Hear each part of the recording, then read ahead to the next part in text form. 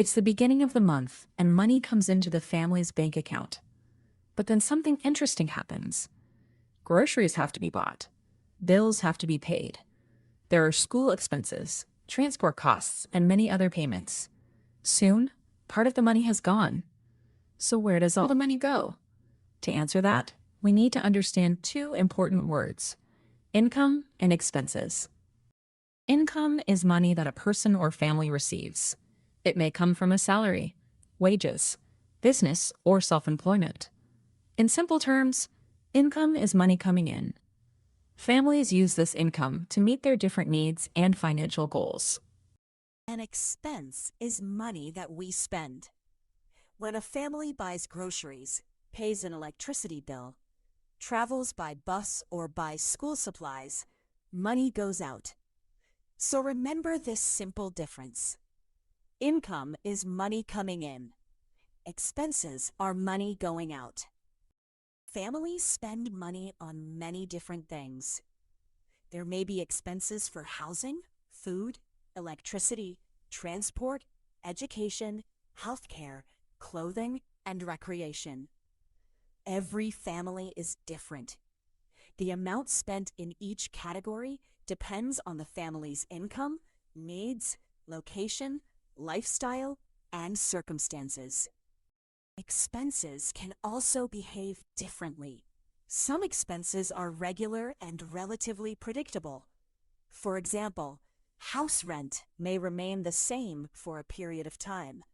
Other expenses can change from month to month. A family's electricity, grocery, transport, or entertainment spending may increase or decrease. Knowing which expenses can change makes it easier to manage money. Remember our lesson about needs and wants? It becomes very important when we think about expenses. If you have 300 rupees, you may not be able to buy everything you want. When money is limited, we have to make choices.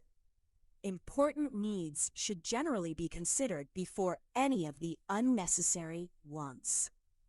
Now let's compare income and expenses. If income is greater than expenses, some money remains. That money may be saved or used towards financial goals. If all the income is spent, there may be nothing left to save. And if expenses are greater than income, there can be a shortage of money. That's why keeping track of spending is so important. You can practice this idea even with pocket money. Suppose you receive 500 rupees. During the month, you spend 100 on stationery, 50 on a snack, 100 on transport, and 150 on a toy. You have spent 400 rupees. That means 100 rupees remains. Instead of wondering where your money disappeared, you know exactly where it went.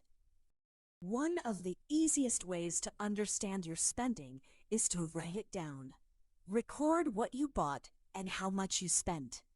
Even small purchases can add up over time. Tracking expenses helps us discover where our money is really going. Managing money is not only about spending. When possible, it is also important to save part of the money we receive. Saving regularly can help us prepare for future goals and unexpected expenses. Even a small amount saved regularly can make a difference over time. Quick challenge. A salary received. Income or expense? Income. Money spent on groceries? Expense.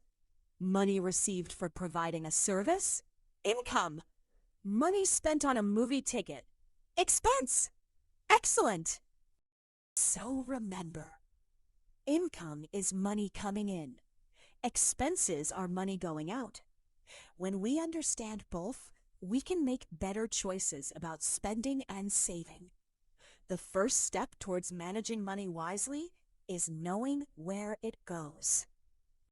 Now we know where money comes from and where it goes. But how can we decide what to spend before the money disappears? We need a plan. And that plan is called a budget. In the next episode of Money Matters for Kids, we'll learn how a budget can help us take control of our money.